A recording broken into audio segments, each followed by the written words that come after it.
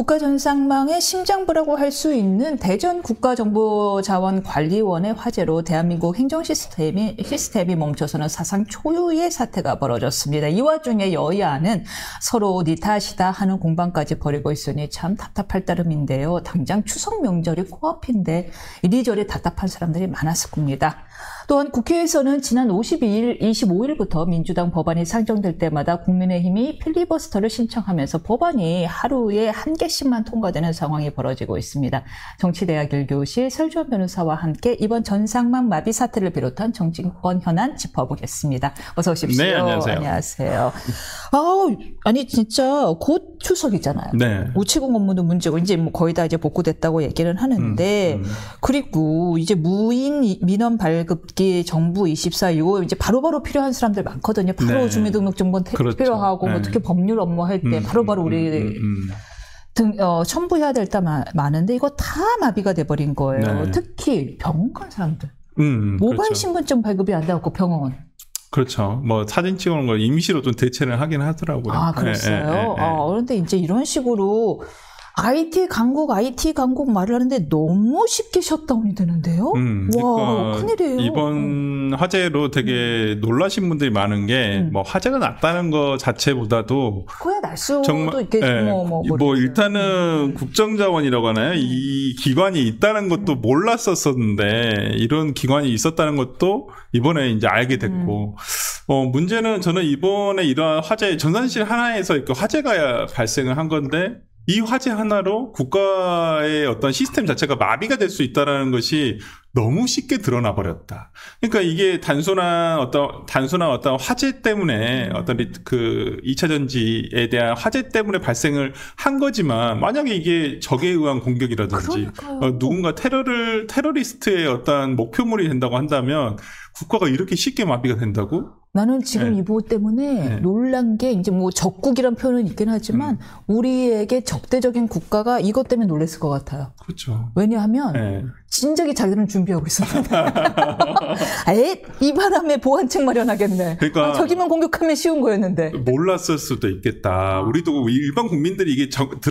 평소에 알 수가 없는 기관이잖아요. 뭐 이런 게 있겠거니 생각을 하고 있었지만 뭐 이게 정부 종합청사에 이렇게 있는지도 몰랐었고 이렇게 어떻게 관리가 되는지도 몰랐었었는데 아마 이번 화재로 인해서 이런 곳이 있다라는 것도 알게 됐고 오히려 이런 부분은 솔직히 앞으로는 조금 물론 지금도 정부에서 이렇게 비밀로 유지를 해야 되는 기관이지만은 앞으로는 조금 더 관리를 해야 되겠다. 저게 표적이 되기 너무 쉽잖아요. 그리고 이런 전산과 관련해 가지고 누군가에 의해서 물리적인 타격이든 해킹의 대상이 될 수도 있고 그렇기 때문에 저는 이번 계기로 해서 조금 잘 다뤄야 되겠다. 그리고 뭐 이준석 의원이 얘기한 대로 정말 왜 이 생각을 못했을까? 옛날 조선시대 때도 우리가 여러 군데다가 어떤 5군데에서 나눴잖아요. 우린 그걸 백업이라고 부르죠. 네, 요즘엔 백업이라는데 조선시대 때도 했던 백업을 왜 우리는 이제까지 이걸 미비했을까? 이 정부가 출범한 지 몇 년이고 전자정부를 표방한 지도 벌써 몇십 년이 지나 20년이 넘은 것 같은데 그래서 이걸 정치권에서는 전 정부 탓을 하고 있는데 이걸 전 정부 탓만 하고 끝날 일인가? 전 정부의 탓만 할 것도 아니에요. 전 정부의 행정부가 있었다고 한다면 예산을 뒷받침하는 것은 또 국회였단 말이에요. 그러니까 지금의 집권 여당이 당시의 야당으로서 어떤 예산과 관련해서 강력한 힘을 휘두를 수 있었었는데 그 부분과 관련해서 분명히 어떤 행정부에서 이거 예산 삭감을 했네? 근데 이거에 대해서 문제점을 짚었었어야죠. 물론 증액권은 없습니다만은 국회에서 어떤 삭감권만은 없습니다만은 이게 왔을 때 지적은 할 수 있잖아요. 이거 왜 예산이 이렇게 다 삭감돼 있죠? 이 부분 좀 예산이 좀 들어가야 되는 거 아닌가요? 이렇게 얘기를 했었어야 됨에도 불구하고 그렇지 못한 상태에서 이런 화재가 발생한 것을 두고 이걸 윤석열 정부의 탓이다. 이렇게 전 정권의 탓이라고 그냥 얘기를 해버린다는 것은 지금의 집권 여당으로서 너무 무책임한 일이다. 그리고 이재명 대통령도 당시에 똑같은 말씀 하셨잖아요. 행안부 장관이 책임져야 된다. 책임져야 된다. 네. 아니, 물론 이제 민주당 쪽에 그 얘기 그러면 하나씩 짚어볼게요. 첫 번째 원인으로 지금 이 화재의 원인보다는 이제 원인은 이제 리튬 네. 배터리 발한 거고요. 그런데 이렇게까지 먹통 사태가 된 이유는 첫 번째 백업을 안 해놨다. 두 번째는 이중화 장치가 되어 있지 않다. 요 두 가지 문제였죠. 거기에 대해서 왜 예산을 배정 안 한 국회에도 책임이 있다. 당시 다수당에도 책임이 네. 있다라는 말씀을 해주신 거고요. 그다음 두 번째 문제에 대해서는 잠시만요. 이거 자꾸 머플러 풀어져서 그냥 제가 빼고 할게요. 예. 그 다음은 이재명 당시 대표가 행안부 장관 경질을 요구한 바 있다라고 했는데 그럼 행안부 장관이 어디까지 지금 이 사태에 대해서 책임을 져야 된다고 생각하세요? 저는 일단 이건 이재명 대표가 과거에 얘기했던 대로 하는 게 맞아요. 전 정부의 탓을 할 게 아니라 일단 사과를 먼저 해야죠. 뭐 대통령이 어떤 사과했어요, 대통령. 뭐 대통령이 나오셔서 얘기는 했습니다만은 뭐 그분 관련해서 좀 일찍 나오지 못했다는 부분은 조금 비판받을 소지가 있다. 그러니까 이 대통령이 조금 이게 국정을 운영하시면서 보인 아직까지의 특징 중에 하나 대표 시절 포함해서 하는 보면 본인이 불리한 이슈에는 이렇게 적극적으로 나서지는 않으세요. 보통 보면.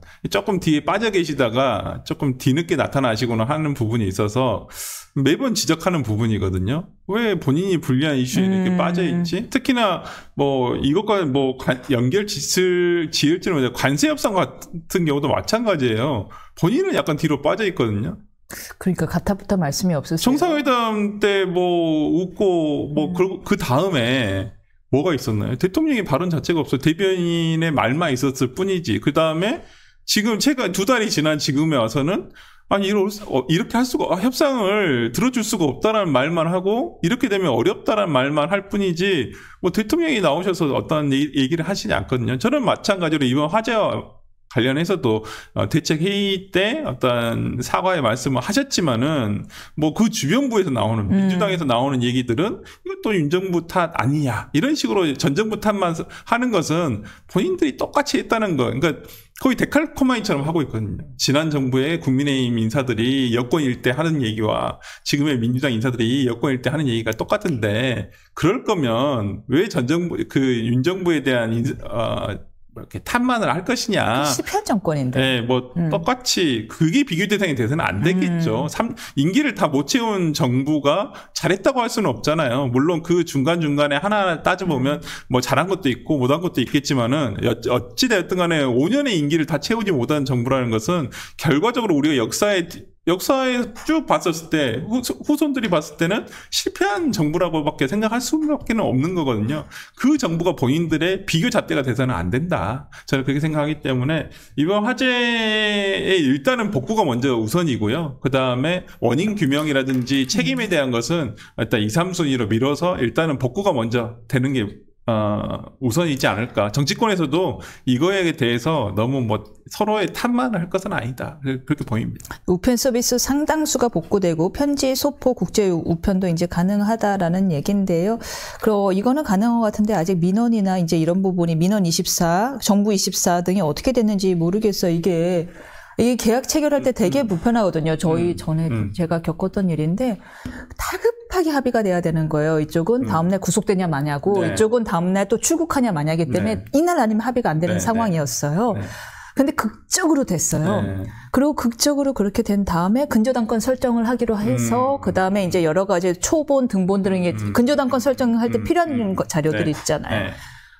정말 극적으로 다 뺐거든. 아니요. 정확하게 말씀드리면 미리 갖고 오셔라 그래서 준비를 했기 망정이지 왜냐하면 합의는 밤 11시쯤 타결됐는데 다음날 아침에 그때 먹통 사건 났잖아요. 만약에 다음날 미리 다음날 그제서야 준비를 했으면 저희는 그거 합의에 무산이 되는 거였어요. 큰일 날 뻔했던 거였어요. 보니까 또 변호사로서 이제 저희한테 좀 필요한 부분은 국가법령정보센터라고 있잖아요. 이렇게 조회하러 많이 들어가기도 하고 찾아보면 많이 들어가는데 아직까지도 이게 복구는 안 되더라고요. 이게 아직은 제가 좀 전에 이 방송 시작하기 전에 한번 들어가 봤는데 국가법령 아직도 조금 안 되는 것들이 있어서 법무 업무라든지 뭐 재판 업무라든지 변호사 업무들이 이거 조금 세부적인 좀 자세한 조금 법령이라든지 시행규칙 이런 것 좀 확인해 봐야 되는 부분에 있어서는 조금 국가법령정보센터를 통해서는 안 되겠다. 지금 좀 그런 것 같습니다. 그것도 여기서 하는군요. 네네. 그리고 지금 이제 국민의힘은요, 이에 대해서 윤호준 장관을 경질하고 대국민 사과를 요구하면서 공방을 벌이고 있는데, 윤호준 장관 경질하라, 이제 한마디로 반사잖아요. 너희들 그랬지? 우리 따라 해봐. 이거 반사인데, 네. 여기에 대해서 민주당 논리는 그거예요. 아니, 그때는 열흘 넘게 제대로 복구가 안 되고 있으니까, 그제서야 이재명, 당시 당대표가 네. 경질을 요구한 것인데, 이거 뭐 문제된 지 얼마나 됐다고 당장 니네 경질해 얘기를 하느냐, 이렇게 이야기를 하긴 하고요. 네. 그때보다 근데 피해는 더 컸죠. 그때는 이제 개인 기업에 대한 내용이었잖아요. 카카오 네. 사태였었는데. 그러네요. 네. 근데 이거는 국가 정보에 대한 내용이기 때문에 조금 이제 이게 정부라는 것은 어떤 공무라는 것은 일관성과 영속성을 가지고 있는 거잖아요. 어떤 뭐 정권이 들어오든 누가 하든 사람이 바뀌더라도 일은 계속 돼야 되는 것은 국가 업무잖아요. 그런 부분에서 당시에 이런 카카오 사태 2023년도에 화재 사건이 일어났었을 때 민간 기업에 대해서는 어떤 백업을 의무화하고 이거 데이터 센터를 보안을 구축하고 이거 정말 잘해야 된다라고 얘기를 했음에도 불구하고 왜 국가에서는 이걸 제대로 이행하지 않은 것인지, 단순히 예산만이 이러한 문제의 시발점이었던 것인지, 이런 부분을 조금 봐봐야 될 것 같아요. 그리고 이게 이중화가 왜 안 됐을까? 분원은 있다고 해요. 광주와 대구에 분원이 있다고는 하는데, 여기서는 이걸 대체할 수는 없다라고 하니까, 이번 기회에 이것을 대체할 수 있도록 하는 게 맞을 것 같고요. 진짜 한 곳이, 예를 들어서 이게 조금 이번 화재나 어떤 테러에 의해서 마비가 되더라도, 다른 곳에도 바로 연결이 돼서 서비스가 불안정해지지 않게끔 하는 것이 더 중요하고요. 이것과 관련해서 이번 사태가 보여주는 것은 굉장히, 그러니까, 정보 강국, 그 다음에 어떤 이 정보 기반에 있어서 인프라가 굉장히 잘 돼 있는 대한민국이라는 것이 강점이었는데, 오히려 이 강점이 약점이 될 수도 있다라는 것을 보였다는 점에서는 이게 뭐가 문제가 되냐면, 이게 AI하고 연결이 되거든요. 그러면 예전에는 망을 분리해서 폐쇄형으로 쓰라고 했단 말이에요. 왜냐하면 외부에서의 공격이라든지 외부에서의 어떤 물리적인 침입이 있었을 때, 화재가 있었을 때 이 손상되지 않도록 하는 게 더 급선무였거든요. 근데 생성형 AI 시대가 왔기 때문에 이제는 폐쇄형으로 만든다는 게 의미가 없어졌단 말이에요. 이걸 무조건 망을 합쳐야 되는 거예요. 합쳐서 통합적인 관리를 해야 된다는 식의 지금 현 시점이 왔단 말이에요. 그러면 앞으로는, 과거에는 망 분리를 한다는 것은 물리적 분리를 했거든요. 이게 간단한 문제일 수는 있어요. 그냥 망을 분리해 놓으면 안에서 쓰는 내용, 정보들은 밖으로 나가거나 공격을 받지 않는다는 거예요. 그렇죠. 근데 이제는 생성형 AI 시대가 오면 이 안에 있는 정보를 활성화해가지고 이것을 쓸 수 있도록 하는 게 생성형 AI 시대가에서 필요로 하는 건데, 그러면 이것을 망을 분리할 수 없다는 거, 망을 이제는 통합 관리를 해야 되는 상황에서 앞으로의 보안이라든지 이번과 같은 어떤 관리의 부분은 훨씬 더 복잡해지고 훨씬 더 많은 예산이 투입될 수밖에 없는 상황이 됐다는 거거든요. 그런 시대가 돼버렸고, 그렇다고 한다면 저는 정부에서 이번 복구하는 것도 중요하지만은 앞으로 생성형 AI라든지 이런 부분과 관련해가지고 정부에서 어떻게 대책을 세워서 어떻게 투자를 할지에 대한 구체적인 로드맵도 내놓을 필요가 있지 않느냐. 오늘 조선일보에서는 그 점도 짚던데요. 국가 전상망 마비, 재생에너지 무분별 확대에 보내는 경고음이라는 제목으로 이거 리튬 배터리의 문제였던 거였잖아요. 네. 이제 재생에너지를 사용하는 것이 이제 화재가 발생했을 경우에 어떻게 소화를 할 것인지에 대한 규칙도 잘 완비되어 있지 않다라는 거죠. 너무 재생에너지가 작은 에너지로 많은 거를 뭐 만드는 만큼 그 다음에 다시 소화시키는 것도 힘든데 어떻게 할 것이냐의 얘기예요. 이것과 관련해가지고 이준석 개혁신당 의원이 과거 대통령 후보 시절 때 한번 언급한 내용이 있어요.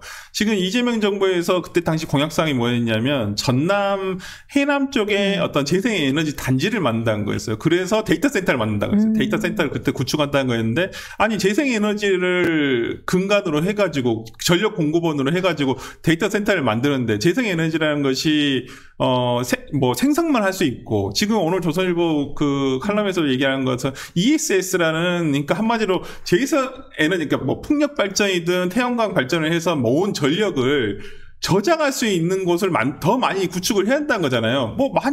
태양광 만들고, 예를 들어서 이 풍력 발전소를 만든다고 좀 치더라도 그 저장할 수 없는 ESS 장치가 충분하지 않다고 한다면 이거 아무리 해도 비용만 투입하고 하나도 쓸 수가 없는 거잖아요. 그래서 불안정한 가정 경제에 도움을 그렇죠. 줄 뿐이죠. 예컨대 정동영 통일부 장관이 그걸로 소득 얻은 것처럼. 데이터 센터라는 것이 가장 중요한 것은 전력 공급이 끊이지 않아야 한다는 거거든요. 이게 단절이 없어야 한다는 거잖아요. 그래서 이번에 리튬이온 배터리가 됐던 것도 단순히 그 백업을 하기 위한 장치의 요건이잖아요. 이게 비상전원장치로서. 근데 그 부분을 연결을 하고 있는 거거든요. 이건 이준석 저는 의원이 잘 짚었다고 생각을 해요. 그래서 이걸 탈원전화를 하게 된다면 원전에서 나올 수 있는 안정적인 전력 공급을 이걸 재생에너지로서 대체가 가능하냐. 이건 어떤 보충적인 방법에 불과하지 날씨나 기후에 따라서는 재생에너지가 불안정할 수가 있는데 이것을 데이터 센터라고 하는 전력이 끊겨서는 안 되는 지점에 넣으려고 한다는 게 말이 안 된다라고 얘기를 한 거거든요. 진짜 많은 전문가들이 지적하는 것 같아요. 그렇게 데이터 센터 얘기를 하는데 그러면 그걸 풍력으로 할 거예요?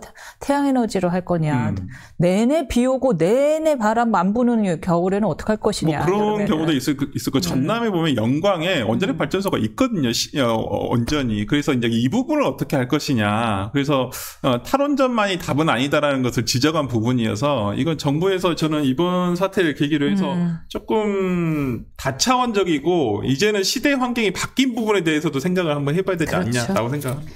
맞습니다. 나경원 의원이 중국인 단체 관광객에 대한 무비자 입국을 연기해야 된다 하면서 이 화제와 연결시켜서 주장을 하고 있는데 이게 어떤 주장인 거죠? 그러니까 나경원 의원이 지적하신 부분은 저는 우려에서 나오는 지적이라고 생각을 해요. 최근에 이제 오늘부터인가 내일부터인가 이제 중국인에 대한 무비자 입국이 이제 시행이 되는 건데 이제 거의 관광용으로 들어올 수가 있다라는 것인데 최근에 제주도에서 벌어지고 있는 중국인 미입국 사건들을 본다고 한다면 단순히 어떤 중국 관광객들의 무비자 입국을 그냥 이렇게 허용을 해가지고 예를 들어서 불법 체류자가 발생을 하게 된다라고 한다면 그 부분에 대해서는 어떻게 할 것이냐, 관리를 어떻게 할 것이냐라는 동선 추적이 안 된다라는 거죠. 전상망이 마비된 바람에. 네. 그래서 이제 법무부에서는 이번 화재와는 상관이 없다, 별도 관리를 하고 있다라고 얘기를 하고 있어서 저는 그 부분 법무부에서 어느 정도 그래도 합리적인 근거를 댔다라고 생각해요. 진짜요? 저는 약간 저도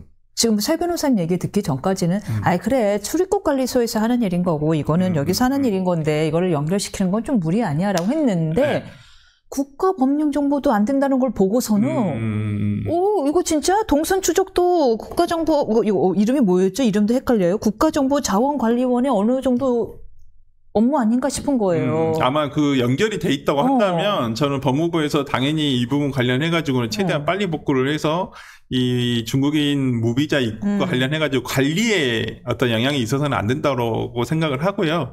그러니까 제가 봤을 때 이번 화재와 직접적인 관련이 있느냐, 직접적인 관련이 있다라고 저는 보기는 아직까지 좀 어렵지 않느냐라고 생각을 하고 단 나경원 의원이 지적을 하고 있는 어떤 중국인 무비자 입국 관련해가지고는 조금 우리가 좀 생각을 해봐야 된다. 왜냐면, 제주도에 지금 많은 중국인들이 외국인 중에 거의 90%는 다 중국인들이거든요. 근데 생각보다 많아요.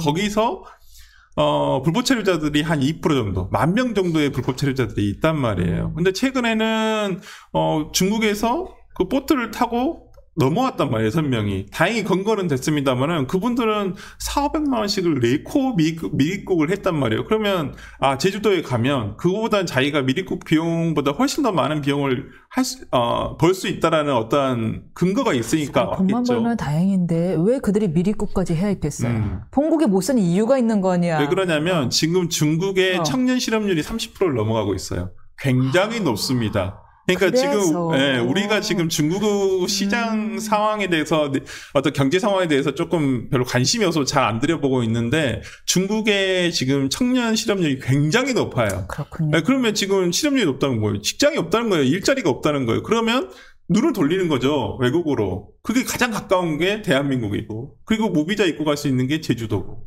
이제까지 그 정책을 시행해 왔었으니까 그걸 이제 서울까지 또 이제 전국으로. 풀겠다는 거예요. 그렇기 때문에 이 부분과 관련해 가지고 불법 체류자가 발생하지 않는다? 거기서 이탈하는 사람이 없다? 이렇게 반드시 얘기할 수는 없다고 보거든요. 저는 이제 그게 곧 사회 문제가 될 수도 있다고 그렇죠. 보여요. 그렇기 때문에, 이번 그 관리를 해야 된다는 입장에서 이런 특히나 그 중국인 무비자 입국이 시행되는 상황 직전에 이런 화재가 발생했다는 부분에서는 뭐 나경원 의원이 지적하는 부분이 꼭 직접적인 연관성은 없다고 하더라도 저는 한번 주의 깊게 봐야 되는 부분은 아닌가라는 생각이 좀 듭니다. 우리는 비자 발급 받아서 가나요? 중국이요? 네, 어때요? 그게 저는 기존에는 코로나 때부터 시작해가지고 그게 있는 걸로 알고 있는데 최근에는 한국도 그게 풀린 것으로 알고 그래요? 있거든요. 네. 알겠습니다. 정확한 건지는 모르겠어요. 제가 알고 있는 지식 수준, 상식 수준은 그렇습니다. 제가 한 8년 전쯤 상해 갔을 때는 비자 받고 갔던 기억이 있어갖고. 받았어요. 그리고 코로나 이후로는 굉장히 심했습니다. 그 비자 받기가 어려웠어요. 비자 거부된 경우도 있었었고. 근데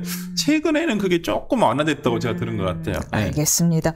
정부조직법 이야기를 해볼 텐데요. 드디어 78년 만에 정부조직법 개정안이 통과하면서 78년 만에 검찰이 내년 9월에 간판을 내리게 됩니다. 이에 대해서 전직 법무부 장관과 검찰총장들의 성토가 이어졌고요.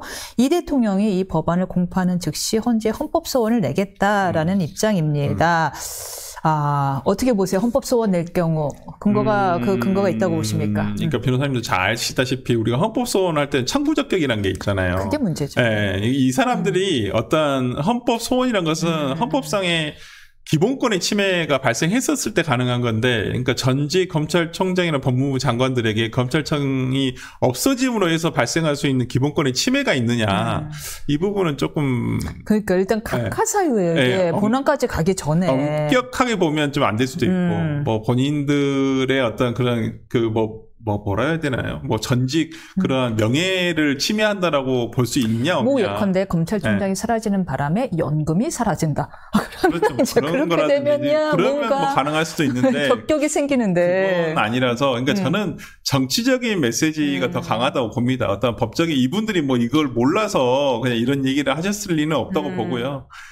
그렇지만 한번 뭐 또 다른 방법을 한번 찾아볼 수도 있다고 봅니다. 이 관련해가지고. 그렇기 때문에 헌법소원 관련해가지고 조금 어려움은 있을 것 같아요. 법적으로는. 그래서 청구인 적격 문제를 어떻게 해소할 것인지. 근데 저는 이 부분은 헌법재판소에서 한 번 정도는 다뤄져야 되지 않을까. 어떤 식으로도요? 네, 어떤 식으로든 좀 다뤄져야 되지 않을까. 왜 그러냐면 이게 한마디로 이런 식으로 해버리면 헌법을 형해할 수 있다는 거예요.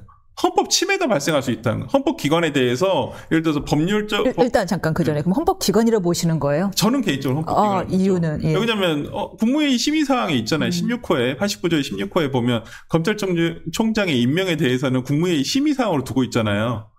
이제 거기에 대한 반론은 그것은 굉장히 헌법기관을 광의로 해석하는 거고 협의로 보는 입장은 국회, 뭐 대통령 이런 식으로 딱딱딱 소단락이 있는 사람들만 헌법기관일 뿐 거기에 나오는 직함 나오는 사람들이 다 헌법기관은 아니다라는 주장도 있거든요. 헌법 해설서에 보면 헌법 해설서에도 똑같은 말이 써져 있어요. 검찰총장은 법무부 외청으로서 검찰청의 장이지만 헌법상으로 보장된 기구라고 돼 있어요. 네, 그렇기 때문에 저는 뭐 이게 해석의 문제일 수는 있겠습니다만은 어쨌든 간에 저는 헌법상의 기구라고 생각을 하고 만약에 뭐 그럴 수도 있어요. 국가자문언론위원회인가?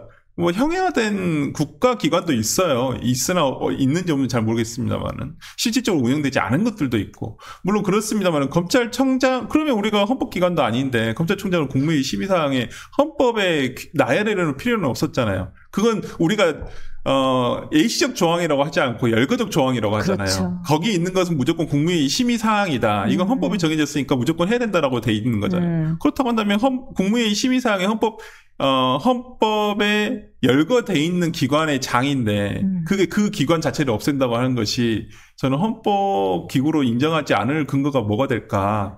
그럼 이제 공소청장에 가는 거 어떻게 해요? 공소청장이겠죠. 이제 이제 지금 아는 행안부의 중수청을 두고 신설을 하고 지금의 검찰청은 공소청으로 바꾼다는 것이니까. 근데 저는 어찌됐든 간에 이 부분은 헌법재판소에서 한번 다뤄줘야 될 필요는 있겠다. 왜 그러냐면 이런 식으로 편법적으로 헌법기관 어떤 국가기관을 없앤다거나 어떤 입법 기관의 자의적인 입법으로 인해서 해체되는 수준으로 가버리게 된다면 단순히 어떤 뭐 이것을 해체를 해서 다른 기구에서 이 업무를 맡는다 이게 아니잖아요. 이 업무 자체도 지금 다 갈라버리는 거잖아요. 수사와 기소를 전부 다 분리를 해가지고 수사 기능을 전부 다 중수청으로 몰아준다고 하는데 이것도 문제가 많고 그러면 지금의 검찰청에서의 기능 등을 단순히 수사만 하지 않고 다른 것들은 어떻게 한다 이거. 이게 진짜 약간 해석의 문제가 생기는 게 89조는 검찰총장을 임명할 때 반드시 국무회의 심의를 거치도록 규정하고 있는데 국무회의 심의를 거치는 그 취지는 좀 더 신중하자라는 거잖아요. 네. 검찰총장이 워낙에 중요한 일을 하니 좀 더 신중하게 하자라는 취지인데 이제 검찰총장이 아니라 사실상 공소총장으로 격화될 경우에 그렇게 중요하지가 않아요. 그럼요. 그러면 이제 공소총장은 뭐 법무부 아니 국무회의 심의 사항이 안 되는 건가요? 오히려 경찰총장을 해야 될지도 모르겠어요. 훨씬 비대해지니까. 그렇죠. 그러니까 그렇죠. 헌법을 지금 이거 어떻게 해석해야 될지도 문제가 되네요. 그래서 저는 좀 이건 입법기관에 의한 헌법 훼손이라고 생각을 하기 때문에 저는 이 부분은 헌법재판소에서도 이게 헌법재판 대상이 돼야 되는데 우리나라가 일반적 헌법재판이 안 되잖아요. 이제 구체적인 헌법재판, 그러니까 구체적으로 어떤 쟁송의 대상이 됐었을 때 그거에 대해서 판단을 하는 게 헌법재판소의 지금까지 그 우리나라 시스템이 그렇게 돼 있으니까. 그러니까 일반적으로는 할 수가 없다는 부분이 조금 아쉽기는 합니다만은 어쨌든 간에 이게 어떤 방법을 찾아서라도 헌법재판소로 갔으면 좋겠다라는 것은 또 제 생각입니다. 우리가 이제 둘 다 법조이니까 아이디어를 한번 내보자고요. 제가 지금 언뜻 든 생각으로는 이 신청을 그간에는 검찰에 해왔단 말이에요. 이제 만약에 불기소 의견으로 불송치가 돼요. 경찰에서 고소를 했는데 불송치가 되면 이 신청을 검찰에 해왔는데 이제 검찰이 할 수가 없어요. 근데 검찰에 하는 거죠. 공소청에. 그럼 이제 당연히 각하가 되겠죠. 각하한 걸 가지고 위원소원을 들어가면? 검찰청법을 근거로 해서 각하를 할 테니까 이제 이거 없다 못한다라고 하면 없앤 그 법 위헌이다. 왜 우리 국민의 권리를 훼손하느냐. 검찰청법에 있는 것을 해야 되는데 그게 이제 국민의 기본권을 훼손해야 되거든요. 근데 그러니까 그럴 수는 있는데 한번 일단 본안 판단으로는 가기 생각을 좀 해봐야 될 것 같아요. 왜냐하면 수사와 기소 분리는 입법사항이라서 그건 뭐 분리를 하는 건 문제가 안 생기거든요. 근데 검찰청이라는 명칭과 이것을 전부 다 없애면서 지금 이제 법에는 공소청장은 검찰총장으로 본다라고 지금 아마 규율을 할 거란 말이에요. 그렇다고 한다면 이런 규정을 뒀었을 때 이걸 그냥 공소청장을 검찰총장으로 볼 것인지 그리고 공소청이 곧 검찰청인지 이것도 달리 볼 문제거든요. 그래서 조금 저는 그런 부분은 좀 위헌적 소지가 있지 않냐 생각합니다. 헌법 소원을 제기할 뜻을 밝힌 분이 또 있습니다. 바로 이진수 현 방통위원장인데요. 기존 방통위를 폐지하고 새로 방송미디어통신위원회라는 기구를 만들기로 한 법안이 이것은 개딸들의 추석 선물이라고 하면서 헌법 소원을 제기하겠다라고 하는 건데요. 이제 요 법률이 딱 하나 바뀌는데 정무직인 이진수 위원장이 법안 공포 즉시 면직하게 됩니다. 이제 야당은 이건 뭐 점 하나 찍고서는 이진숙 추방법 아니냐라고 비판하고 있는데 어떻게 보십니까? 그러니까 그러면 이것도 문제가 되죠. 당연히 뭐 업무의 본질이 달라지는 게 아니잖아요.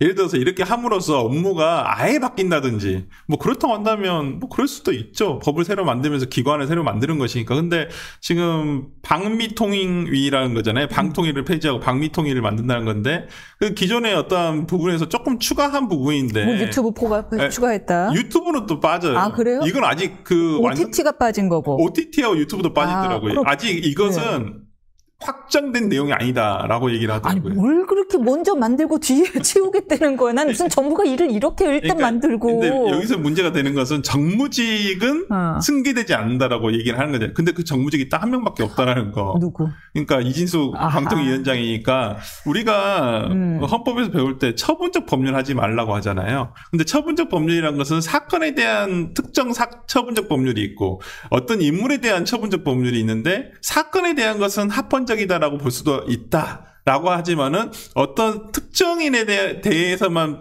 법률을 규정짓는 것은 이건 위헌적 소지가 굉장히 강하다라고. 그럴 거면 탄핵을 하던지 배웠잖아요. 예. 그렇기 때문에 이걸 당연히 이건 처분적 법률에 해당하고 특정인에 대한 처분적 법률에 가깝죠.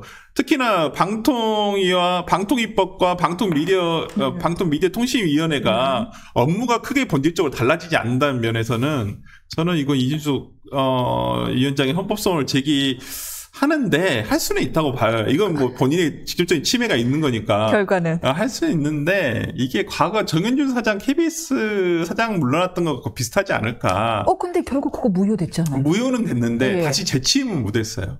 재취임은 못했어도 네, 왜냐면 기간이 지나버렸고 이미 그러니까 뭐 방미통위가 그러니까 임기를 끝나버렸다는 거잖아요. 대신 네. 그 남은 임기에 대한 연봉은 돌려받았어요. 그 정도, 그 정도는 충분히 뭐 할 수는 있는데, 그러니까 저는 이 방통위 폐지되고 헌법 소원까지는 가능하다 보여요. 뭐 그리고 그걸 다 떠나서 이런 식으로 법을 만들면 안 된다는 합헌이냐 위헌이냐 이걸 좀 확실하게 헌법재판소에서 기준을 제시해 줄 필요가 있다. 맞아요. 네. 맞습니다. 왜 그러냐면 이런 식으로 하면 앞으로 예를 들어서 보수 진영에서도 예를 들어서 이거 받고 그때 또 지금 방미통위 위원장이 또 있을 거 아니에요. 그럼 만약에 한 몇 년 뒤에 보수 진영이 이걸 정권을 잡았어요. 우리 이거 다시 방통위로 이름을 바꿀 거야. 그래서 법을 또 다시 바꿀 거야. 그래서 너 나가. 이랬을 때 그냥 그게 맞아. 그렇게 하면 되겠네. 이렇게 얘기하실 건가요? 아니, 법조인으로서는 법이 이렇게 무기력하다는 걸 처음 알았어요. 어떻게 이렇게 법의 권위를 뚝뚝 떨어뜨리나요? 그러니까 누군가는 이걸 연선 독재로 가는 길이다라고 얘기를 하시더라고요. 저도 마찬가지로 봐요. 이런 식으로 하면 입법기구가 주어진 권한을 다했다 해서 마음대로 휘두르라고 이걸 주는 건 아니에요. 자신들의 권한을 우리 이거 다 할 수 있어. 대법원장도 타청문회 부를 수 있고 어떤 법이든 우리가 다 만들 수 있어. 다수당이니까 151석만 있으면 돼. 이런 식으로 할 거면 뭐 하려고 다수당과 여야가 있고 다수결의 원칙이 필요 없잖아요. 나머지 싸움도 필요가 없는 거잖아요. 149석은 151석만 있으면 되는 거니까. 이건 진정한 의미에서의 다수결 원칙을 근간으로 하는 민주주의 원칙이 아니죠. 진보하는 독재다라는 사설을 지금 아마 같은 사설을 본 것 같은데 진보한 독재다라는 표현까지 되어 있더라고요. 네. 진화한 독재다. 네, 마치 민주주의의 탈을 쓴 민주주의다. 네, 이게 저도 독재다. 그렇게 가고 있다라고 보이고 너무 권한을 남용한다. 그럼 이렇게 얘기할 거면 윤석열 대통령도 대통령이 권한을 행사한 건데 왜 이렇게 비난을 하는 거죠? 그리고 이거 또 하나 다른 미미한 문제지만 뭐가 있냐 하면 이거 완전히 나중에 무효가 될지 모르겠지만 너 일단 나가. 왜 언론사들도 사장 바뀐 다음에 너 나중에 무효가 될지 모르지만 지역 사장들 다 나가고 내쫓은 경우도 많았거든. 다 무효됐어요. 네. 알면서도 내쫓았어요. 그다음 나중에 그거 다 임금 그동안 줘야 됐잖아요. 일 못한 거. 네. 배임이에요, 회사에 대한. 그렇죠. 그래서 배임죄를 없앤다고. 현명하네. 알겠습니다. 배임죄 삭제입니다. 여기까지 듣겠습니다. 네. 다음 주에 뵙겠습니다. 네, 감사합니다. 감사합니다.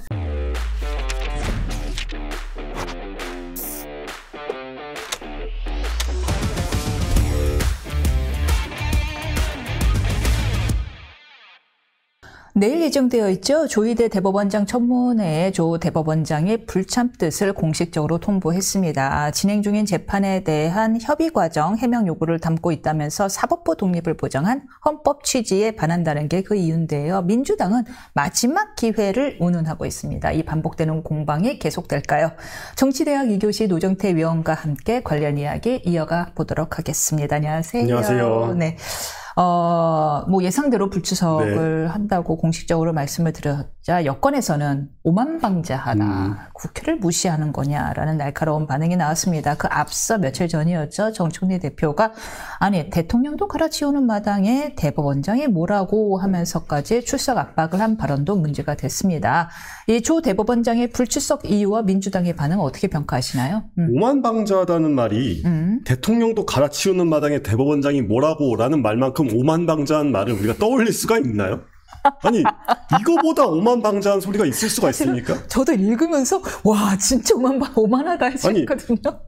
이렇게 그게 순위가 있는 건 아니고요. 의전 순위가 있을 뿐이긴 하지만 국회의장조차 아니고 그냥 일개 정당 대표잖아요. 그 정당이 여당이긴 하지만 아무튼 그냥 정당 대표가 네가 뭐라고라는 말을 대법원장한테 하는 것 자체가 좀 정상적인 사고가 아니죠. 황제의 워딩인데. 예, 그렇죠. 역시 왕관을 쓰신 분 다운 발상이신데 애초에 그래서 우리가 좀 여기서 좀 생각을 해봐야 될 게 국정감사라는 걸 대체 왜 하는 거냐. 그러니까 물론 이제 다 의회의 역할이 행정부에 대한 견제니까 그건 아주 근본적인 역할 아니겠습니까? 그러니까 행정부가 하는 사무를 속속들이 들여다보고 뭐 이렇게 검토하고 해야 될 필요는 충분히 있죠.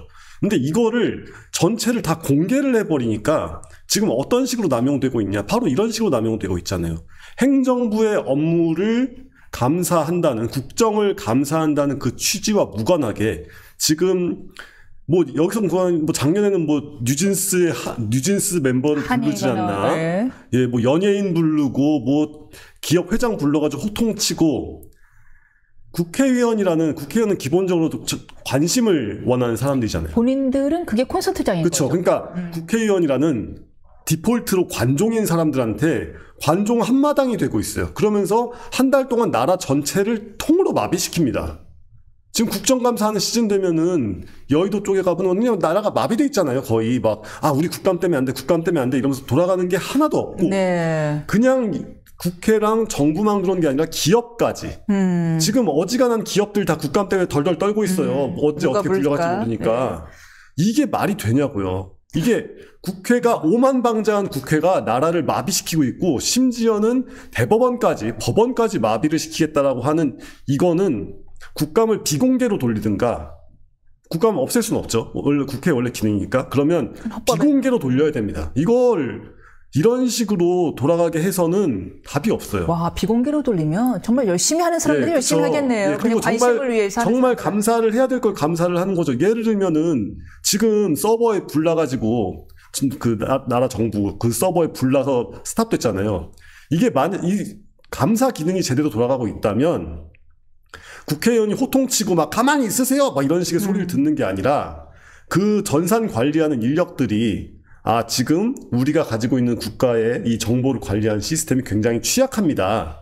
근데 취약한 이유는 예산이 부족해서입니다. 왜냐하면은 이게 우리가 원하는 어떤 글로벌 스탠다드에 맞는 서버 시스템을 갖추려면 서버가 있고 배터리는 다른 건물에 들어가 있어야 되고 그러한 종류의 시스템이 한 2-3개 정도가 동시에 돌아가야 됩니다. 근데 그러면은 지금보다 예산이 솔직히 5배에서 10배는 필요합니다. 라는 말을 할 수 있잖아요. 감사라는 게 누구를 혼내기 위해서가 아니라 의사소통 근데 지금은 일방적으로 국회의원들이 누구 불러다가 찍어 누르고 혼내고 자기네 막 폼 잡고 심지어 뭐 노래 부르고 뭐 별짓을 다 하는 그런 장이 되어버렸는데 비공개해야죠 이제는. 차라리 비공개했으면 낫겠네요. 비공개를 해야 됩니다. 한마디 그 쇼를 안 봐도 되니까 호통쇼. 정말 문제가 되는 사안이면 어차피 비공개라고 해도 언론은 들어가니까 언론 기자들도 들어가고 다 취재를 하잖아요. 그래가지고 밝혀질 수가 있는 거죠. 지금처럼 이런 식으로 무턱대고 까발리고 이러고 있으면은 이게 정말 관종 파티만 됩니다. 맞네요. 바보들의 잔치가 돼가고 있는. 바보들의 잔치, 관종 파티입니다. 예, 그 바보의 왕이 한마디 하신 거죠. 황제. 네, 황제, 바보의 황제. 근데 이러니 자연스럽게 소환이 되는 것 같아요. 아니 이렇게까지 대법원장이 뭐라고까지 한 분 해놓고서는 민주당에서는 정작 왜 총무비서관은 정장의 대상으로 삼을 게 분명한 뭐로 국감에 출석시킬 수 없다라고 나오나요? 아니 너무 이상한 게 심지어는 대통령실에서 스스로 자기네 조직 인력들을 명단을 해가지고 이렇게 공개를 했단 말이에요. 언론에다가 이제 풀었어요. 보도용으로. 거기 안에도 김현지 3글자가 없었습니다. 아니 이거 뭐예요 대체? 그러니까 제가 검색도 해보고 눈으로 스크롤 훑어놨거든요. 아예 이름을 안 써놨어요 거기다가. 이게 뭡니까 대체? 아니 우리 월급은 우리 세금으로 월급은 받아가는데 그리고 권한도 행사하고 있는데 정권 시작 100일인데 노골적인 비선실세를 이런 식으로 굴리고 있는 게 말이 되냐고요. 아니 그냥 비선실세건 뭐건 고용을 하고 있으면 알려야죠. 그렇죠. 이 사람을 채용하고 있다. 우리의 세금으로 월급을 주고 있고 어떤 역할을 주고 있다 알려야죠. 아니 세상 사람들이 다 알고 있는데 그걸 이렇게까지 숨기는 이유가 대체 뭡니까?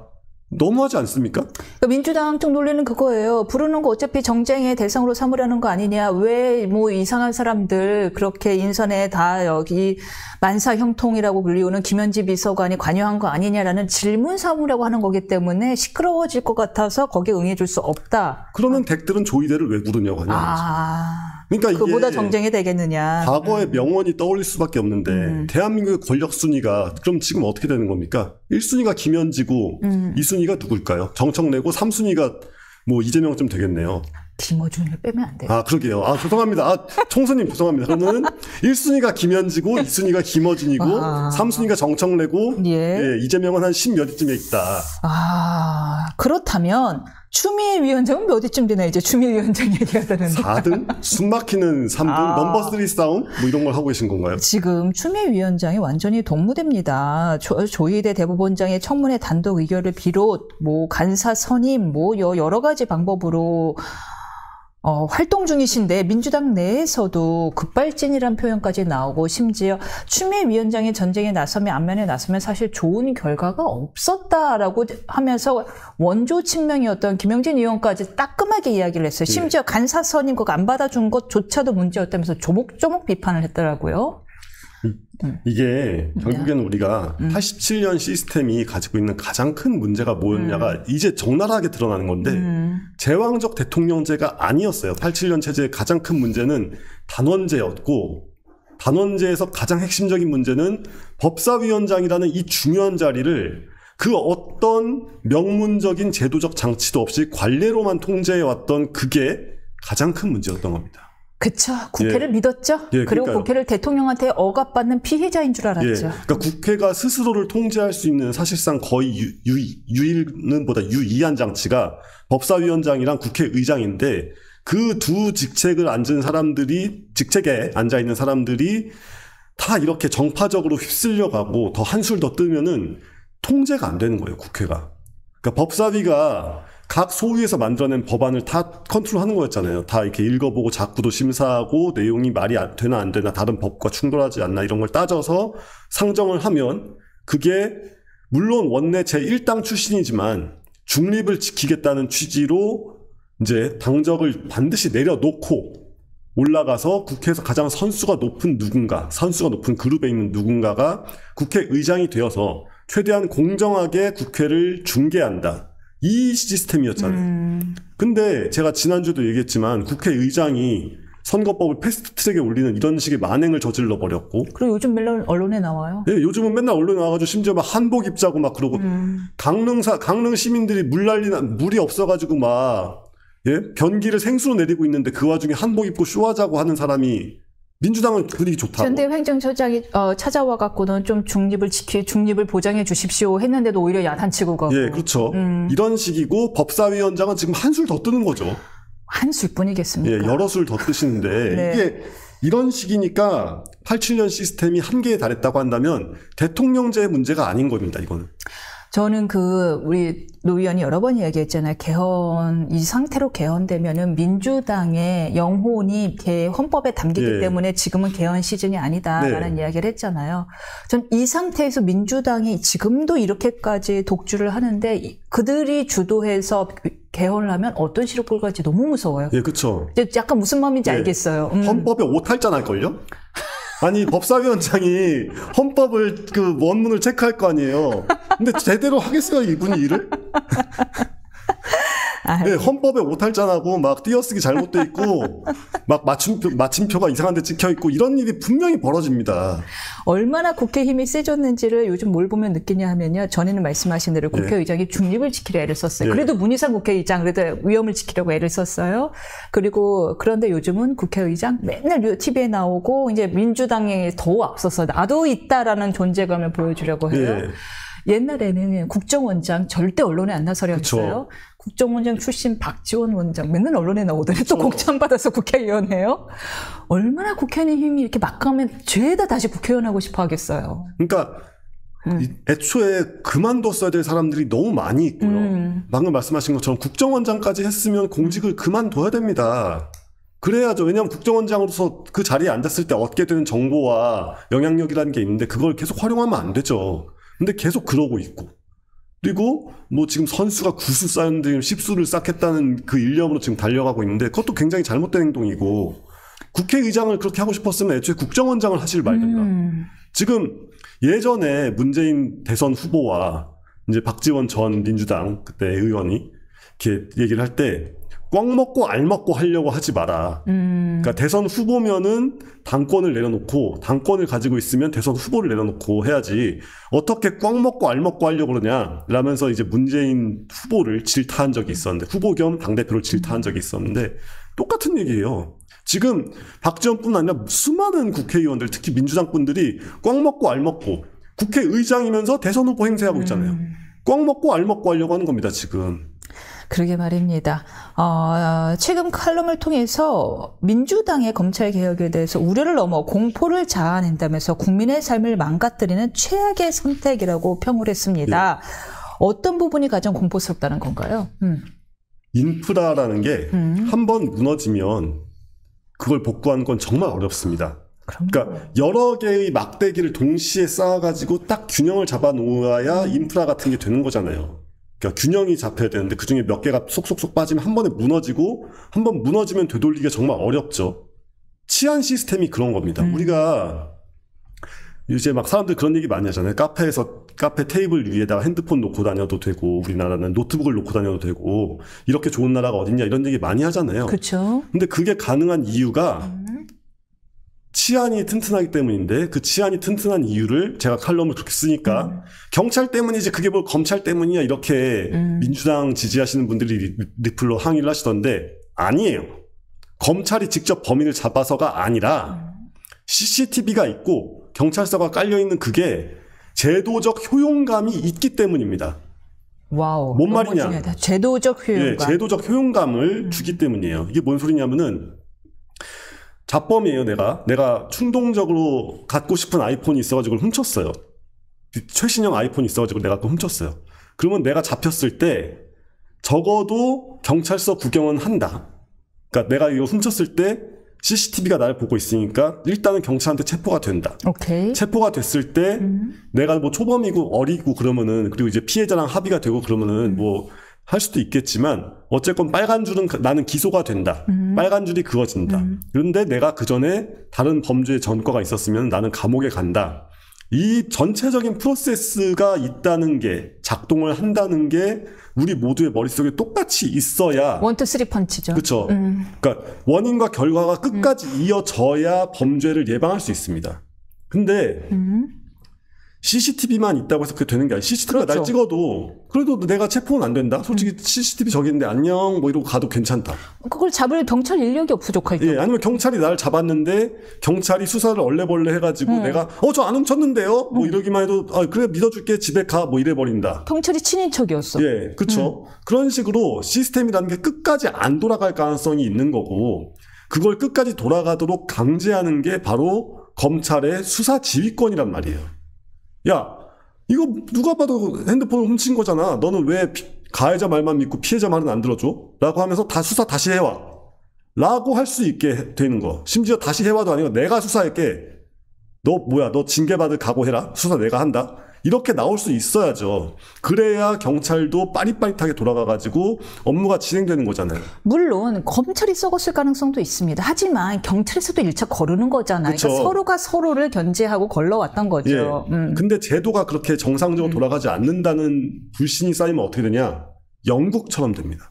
지금 영국이 핸드폰 도둑이 진짜 기승을 부려가지고 심지어는 이렇게 스마트폰을 들고 가다가 낚아채는 그런 종류의 날치기 범죄가 성행하고 있대요. 근데 왜 그러냐면은 영국이 CCTV가 되게 많이 깔려있는 나라예요. 세계에서 가장 최초로 CCTV를 도입한 나라 중에 하나인데 그렇게 해서 경찰이 잡아가면 이게 인력이 포화되어 있기 때문에 그러니까 그 수용 인력이 포화되어 있기 때문에 훈방 말고 할 수 있는 게 없대요. 사실상. 미국은요. 캘리포니아는 법이 생겼어요. 1000불 이하의 도둑질에 대해서는 그냥 경찰이 수사 안 하는 거예요. 예, 그렇죠. 왜냐하면 수사 인력이 지금 너무 부족하다. 너무 절도가 많기 때문에요. 그냥 그 정도는 경찰이 딱히 나서지 국가 공권력이 안 나서기로 했습니다. 그러니까 무조건 감옥에 넣어야 되고 무조건 형량을 높이면 되는 거 아니냐고 하겠지만 그러면 감옥이 미어 터지잖아요. 그러니까 안 되거든요. 결국에는 사람들의 머릿속에서 법이 정상 작동한다는 믿음이 깔려야 되는 겁니다. 근데 그 믿음이 해체되기 시작하면 와르르 무너지는 거예요. 근데 진짜 무섭네요. 우리도 그러면 이제야 10만 원, 20만 원짜리 우리 경찰이 그것까지 해줄 수 없습니다. 소리가 나오는 거 아니에요? 근데 사실 지금 많은 피해자들이 그런 얘기하고 있어요. 경찰서 갔더니 세워라 내워라 시간 끌면서 다 지나가 버렸다고. 근데 그러면은 이제 이걸 비판하시는 분들이 지금 검찰 해체를 비판하시는 분들이 돈 많은 피해자만 어떻게 좀 변호사를 사가지고 자력구제가 가능해지는 거 아니냐고 하는데 그렇지가 않고요. 왜냐하면은 변호사를 살 가치가 없는 작은 범죄. 아까 얘기한 것처럼 테이블 위에 있던 낡은 내 핸드폰 같은 걸 누가 가져갔다. 이러면 이게 변호사를 살 가치가 있진 않잖아요. 그냥 그럼요. 뭐 기껏해야 몇십만 원짜리인데 변호사 비용이 훨씬 비싸죠. 네, 중고로 몇십만 원인데 변호사를 살 수는 없죠. 그러니까 결국엔 이런 범죄는 그냥 벌어지게 되는 겁니다. 마치 길 가다 새똥 맞은 것처럼 취급해야 되는 거예요. 민주주의는 우리는 기본적으로 사람들의 선의를 안 믿는 거잖아요. 옛날에 독재 시대에서 왕정 시대라고 해볼게요. 모든 왕이 세종대왕 같은 걸 수는 없는 거잖아요. 어떤 사람들은 영상군도 나온단 말이에요. 그래서 우리는 제도화해버려서 인간을 믿지 않는다. 우리는 제도를 믿는다 하고서요. 근데 이거 지금 모든 제도들이 보면요. 그냥 인간을 믿는 제도를 가고 있어요. 제도를 형용화하고 자 이제 경찰이 잘하면 될 거야. No. 못해갖고 이 제도를 만들었던 거란 말이에요. 그러니까 저는 약간 좀 여기서 의심이 드는 게 이거 주도하시는 분들이 민주당 김용민이라든가 민주당 박주민이라든가 다 민변 변호사들이거든요. 김용민 의원이? 김용민은 민변 몇 아니지. 년 차였죠 변호사? 그렇게 오래 안 했을걸요? 네, 맞아요. 이거 약간 경변 유착 아니야 싶어요. 경변 유착. 경찰과 변호사의 유착 아니냐. 이런 식으로 사법 시스템을 망가뜨려가지고 검사가 원래는 검사가 국가가 고용한 변호사인 검사가 주도하고 있는 기소 유지와 이제 최종 처벌까지의 프로세스를 시스템을 망가뜨리면 어떻게 됩니까? 민영화가 되는 거예요. 민영화가 된다. 네, 옛날에는 수도꼭지 트면 수돗물이 나왔는데 이제는 각각 물장수한테 물 사 먹어야 됩니다. 양동이로. 그러면은 물장수가 얼마나 대박이에요. 잠깐만요. 그럼 이건 사법제도의 민영화다? 예.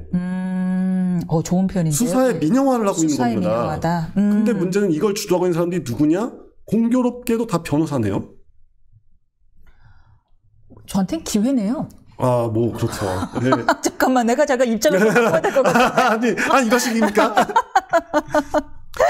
예. 게다가 솔직히 전 약간 거대한 그림이 있었다고 생각할 여지도 있다고 보는 게 몇 년, 한 10년 전부터 경찰 쪽 사람들이 탐정업을 합법화해야 된다. 일부 합법화됐죠. 예, 이미 합법화됐죠. 그 로비 엄청나게 많이 하고 있었잖아요. 그리고 이제 이미지 제고를 위해서 되게 노력을 많이 하고 있었는데 탐정업이 왜 필요해질까요? 원래는 경찰에 신고하면 되는 거였거든요. 민영화. 예, 민영화예요. 이것도 민영화를 하겠다는 얘기였습니다. 결국에는. 그러니까 얘기라고 제가 단정 지을 수는 없지만 자꾸 큰 흐름을 그 방향으로 만들어가고 있었다는 거죠. 진짜 미국이 그래요. 너무 땅덩어리는 넓고 인력은 부족하고 그들 공무원들이 일을 얼마나 엉망진창으로 합니까? 전상만도 잘 이루어지지 않고 이러다 보니까 미국이 돈 있는 사람들은 그냥 탐정 써버리거든요. 예, 그렇죠. 근데 범죄 피해자들이 호소할 데가 없는 나라가 되는 거잖아요. 그리고 탐정이 말이 좋아 탐정이지 이게 합법과 불법의 경계를 오가는 사람들이잖아요, 결국에는. 그렇죠. 왜냐하면 수사라는 게 국민의 기본권을 굉장히 침해하는 건데, 그거를 공식적인 영역이 아닌 곳에서 수행하려면 제대로 되겠냐고요. 게다가 탐정이 수집한 증거가 위법한 증거가 아니게 하려면 그게 또 얼마나 어려운 과정이고, 그러면 그게 다 법률 비용이고 시간이어서 피해자들만 쌓이게 됩니다. 너무너무 무슨 이거 생지옥을 만들겠다고 자기네 몇 푼 벌겠다고 그게 이유의 전부인지는 모르겠지만 이재명 감옥 안 가겠다고 자기네 몇 푼 더 벌겠다고 이유가 뭔지는 뭐 단정질 수는 없어요. 아니에요. 이재명 대통령 연루시키면 안 될 것 같아요. 왜냐면 이재명 대통령도 이거 아니다. 일반 민생의 피해가 간다. 천천히 가라 하고 있는데도 속도를 내고 있는 거잖아요. 예, 그러면 뭐 그들만의 뭔가 이유가 있겠죠. 근데 가장 거시적으로 생각할 수 있는 거는 경찰만 논하고 변호사도 같이 논한다. 경변이 유착한 거 아니냐. 수사제도의 민영화 이야기를 하셨어요. 지금 또 중요한 말씀을 하나 주셨네요. 그러니까 우리 누가 이런 이야기를 했거든요. 노 의원님이 참 이 칼럼을 너무 재미있게 읽는다라는 이야기를 했는데 이 칼럼 이야기를 글로 써 풀어주니까 더 재밌고 더 쉽네요. 근데 지금 말씀 중에 중요한 얘기를 해주셨어요. 검사는 국가의 변호사 역할을 해왔다. 이걸 사람들이 망각하는 것 같아요. 무슨 국가의 시녀 역할을 한 것만 기억을 하지 사실상 변호사 역할을 한 거를 망각하고 있는데 실제 미국이나 영국에서는요. 우리가 형사사건 같은 경우 우리는 뭐 미안하지만 기소가 됐어요. 노정태 사건이라고 부르잖아요. 그런데 미국이나 영국에서는 검사 이름을 적습니다. 변호사 대 변호사의 싸움이라고 보는 거예요. 변호사 대 누구의 싸움이라고 해서 그냥 국가의 변호사 자격을 굉장히 중시해줘요. 맞습니다. 형사사건에서 검사는 변호사예요. 검사의 역할은 사실상 목소리를 직접 낼 수 없는 사람들을 대신해서 그러니까 법조인으로 활동하게 해주는 거예요. 뭐냐면 배우셔서 아시겠지만 저도 이제 최근에 다시 찾아봐가지고 확인했는데 민법에서도 검사의 역할이 꽤 있거든요. 그러니까 예를 들면 뭐 한정치산자, 금치산자 맞네. 뭐 이럴 때 이 사람이 의사 표현을 할 수 없을 때, 맞다, 법대 출신이죠. 예, 그렇죠. 예. 이 사람이 직접 활동을 할 수 없거나 의사 표현을 할 수 없을 때, 아니면 뭐 미성년자여가지고 다 생고아가 되었을 때, 뭐 이렇게 유산을 어디다 청구를 해야 될 때, 뭐 이럴 때 검사가 대리인입니다. 국가의 변호사였네요. 예, 국가의 변호사예요. 네. 그래서 만약에 예를 국가가 들어서 예. 아니 뭐 일가족 살해가 벌어졌다고 쳐보세요. 그러면은 그 일가족을 대신해서 범죄 가해자를 향해서 고발을 누가 해줘야 되는 겁니까? 국선 변호사인 국가가 해줘야 되는 거죠. 그러니까 그럴 때 그 피해자의 가족도 없고 뭐도 없고 아무것도 없는 정말 목소리를 낼 수 없는 사람을 위해서 검사라는 제도가 있는 거예요. 근데 그거를 그 이제 누가 하죠? 그러니까요. 진짜 그거 누가 하죠 이제? 예, 그런 거 아무 생각이 없는 거잖아요. 차차 준비하면 된다 입장이죠. 예, 뭐 1년 동안 차차 준비하면 된다 그러는데 오히려 우리가 1년 동안 해야 될 일은 그냥 이 모든 걸 다 취소해 버리는 겁니다. 그럼 이제 국가 법령 시스템 들어가서 그거는 그들이 알아서 하라고 하고 뭐 시스템이 어떻게 망가지건 말건 망가뜨리겠다고 하는 사람들이 대안까지 제시해야 되는 거고 진짜로 우리가 해야 될 이야기 저는 그렇게 생각하는데 진짜로 우리가 해야 될 이야기는 취소해라. 이 개정 자체를 그냥 통째로 취소해야 된다. 못할 거 없잖아요. 국민이 그거 분리하는 거 취소했잖아요. 예. 아니면 이재명 대통령이 거부권을 행사해야 됩니다. 이 시점에. 혹자는 이런 얘기도 하더라고요. 아니 이렇게 그래 약간 이제 조금 인식이 된 것 같아요. 검찰청 폐지, 검찰개혁안 문제 많다는 거 국민들한테 피해가 올 수 있다는 거 아는 것 같아요. 그래도 이렇게 이야기하더라고요. 그러면 국민의힘이 대안을 제시해야지 무조건 반대하는 게 어딨어. 대안이 바로 그거죠. 그냥 롤백하면 됩니다. 아니 야당이 왜 대안을 제시해야 됩니까? 예. 대안은 여당이 제시해야 되는데 그 보완책을 만들어라라고 했더니 이제 천천히 준비하면 된다. 컨트롤 F 눌러갖고 검사 들어가는 거 다 찾은 다음에 그때 바꿀 겁니까?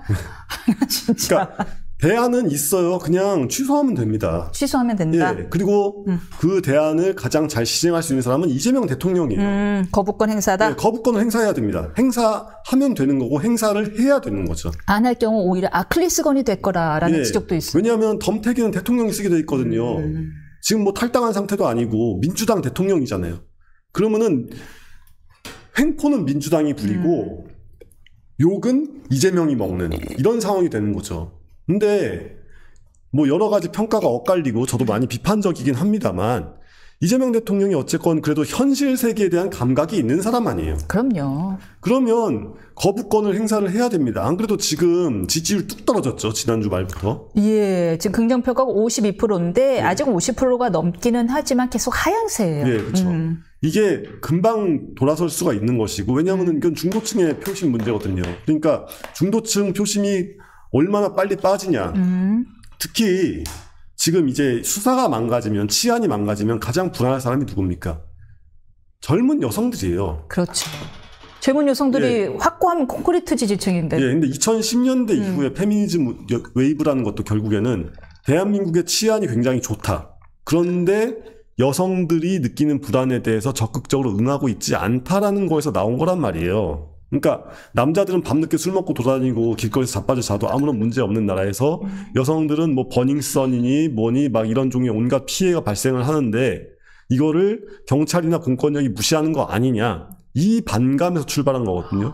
그래서 치안 문제는 외국의 페미니즘은 좀 다른 양상이지만 한국의 페미니즘 같은 경우에는 치안이 가장 핵심적인 요소였고 이게 망가지면 언제까지 민주당을 이대녀들이 그렇게 무턱대고 지지해 줄 거라고 생각하는지 이거 정말 착각입니다. 저희가 들을 얘기가 너무 많은데 시간이 거의 다 됐는데 이 얘기는 꼭 여쭤봐야 돼요. 왜냐하면은 우리 노 의원님이 이 외교 문제에 대해서도 굉장히 날카로운 시각을 많이 저희한테 제시해 주셔갖고요. 관세 협상 이야기 할 수밖에 없습니다. 지금 환율이 급등세입니다. 왜냐하면은 워낙 가치가 떨어질 게 뻔히 보이니까요. 그 3,500억 달러 어떻게 마련하겠어요. 그렇죠. 그러면 결국에는 원화 가치가 떨어질 거다. 그리고 트럼프 대통령은 야 이거 선불이야 무슨 소리야 하고 으름장까지 놔버렸습니다. 이게 우리가 이쯤 되면 우리 외환위기 옵니다라고 읍소를 했음에도 불구하고 말이죠. 와, 이쯤 되면 우리가 미운 거 아니에요? 어떻게 이렇게까지 강경하게 나옵니까? 사실 뭐 미워하는 게 맞죠. 그러니까 미움을 투사하고 있는 거고 중국한테 뺨 맞고 한국에서 눈 흘리고 있는 이런 상태인데 네. 이 그러니까 상대가 비합리적이면 비합리적이라는 걸 인식을 하고 조금 더 좋은 대응을 했어도 모자랄 판에 협상은 너무 잘 됐고 내용을 공개할 필요도 없이 좋았고 이런 식의 거짓말로 거짓말이었다. 그냥 거짓말이었잖아요. 협상을 아직 할 필요도 없다라고 했으니. 그런 거짓말로 어떻게 무마할 생각을 할 수 있었냐. 그러니까 일단 그 문제부터 그러니까 야당, 국회의원이라는 게 좋은 게 별로 대안 없이 비판을 할 수 있는 거거든요. 저는 국민의힘이 이쪽에 화력을 집중해야 된다고 봅니다. 그러니까 뭐 통상에 뭐 이런 건 좀 차차의 문제고 일단은 대통령이 국민을 상대로 거짓말을 했다. 협상이 제대로 안 됐는데 협상이 잘 된 것처럼 얘기를 했다. 아니 그때는 뭐 웃을 수 있잖아요. 트럼프 대통령이 워낙 뒤에 가서 딴소리를 하는 스타일이니까. 아니 그래서 제가 저번에 얘기한 것처럼 젤렌스키 같이 자기가 직접 뺨을 맞아가면서 그러면서 좋은 협상을 이끌어내야지. 우크라이나는 그래가지고 결국엔 아직까지도 미국의 지원을 계속 받고 있잖아요. 트럼프가 그렇게 미워했지만 오히려 한번 밑보인 다음에 군복 대신에 양복 같은 걸 입고 가니까 막 좋다 막 이런 식으로 했고 이런 식의 밀당조차 제대로 못하면서 무슨 외교 천재니 뭐니 난리를 왜 쳤냐는 거죠. 그래서 3,500억 불은 당연히 우리가 줄 수 없으니까 그러니까 주더라도 일부밖에 줄 수가 없으니까 최대한 뭔가 다른 루트를 찾아가지고 뭐 이렇게 교환을 하고 그리고 외부로부터 온 이 충격을 우리의 경제 구조가 지금 안 그래도 너무 좀 이렇게 고착화돼 있으니까 이거를 개편할 어떤 그런 외부의 충격으로 요인으로 삼아야 되는데 그럴 생각 전혀 없이 적당히 거짓말로 뭉개고 넘어가는데 그런 와중에 미국의 심기를 약간 불편케 하는 발언은 끊임없이 나오고 내가 요즘 보면요 위성락 안보실장이 정말 극한 직업 같아요. 예, 그렇죠. 사고를 쳐요. 정부 사람들이 사고를 치고 통일부 장관이 두 국가론 지지하고 아니 뭐 그렇게 생각할 수도 있어요. 근데 한필이면 꼭 북한에서 우리는 가까이 국가입니다. 두 국가입니다라고 얘기하고 나면 우리 쪽에서 받아서 그거를 반복하는 사람들이 있어요. 예. 이런 식으로 얘기를 하고 나니까 그 다음에 위성락 안보실장이 아닙니다. 그건 정부의 뜻이 아닙니다. 아닙니다. 정부의 뜻이 아닙니다. 본인은 지금 미국이라는 나라와 그리고 미래라는 것과 끊임없이 싸워야 되는데 지금 뒤에서 있는 옛날 자주파 사람들이 80년대 이론을 갖고 그렇죠. 계속 딴 이야기를 하고 있으니 얼마나 답답하겠냐고요.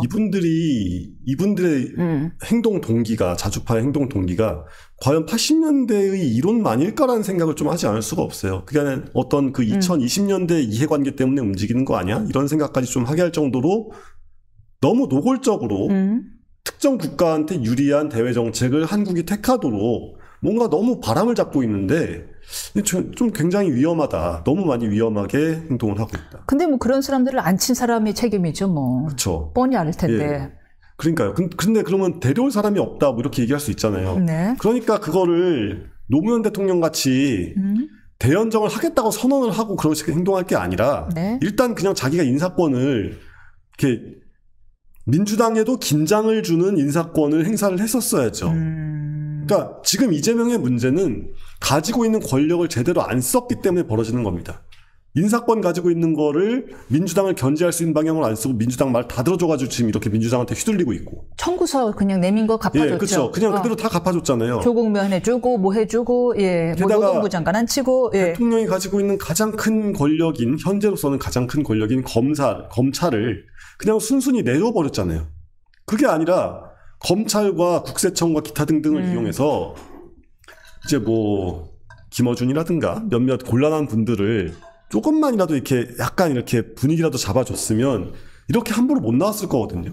약간 미스테리라는 얘기가 있어요. 지금 너무 막 삼통체제라는 말이 나올 정도로 여기저기서 목소리가 너무 크게 나오는데 대통령실과 다른 목소리가 여기에 대해서 가장 힘이 셀 때인 대통령실이 별 움직임을 안 보이는 게 아무리 민주주의라 하더라도 좀 이상하다. 그렇죠. 예. 그러니까 참고 참다가 한 번에 뒤집으려고 하는 생각을 조금 해보게 되기도 하는데 근데 그러기에는 지금 너무 많이 내줬거든요. 너무 많이 내줘가지고 좀 돌이키기 힘든 상황을 많이 만들어놨는데 이래가지고 어떻게 하려나 좀 싶습니다.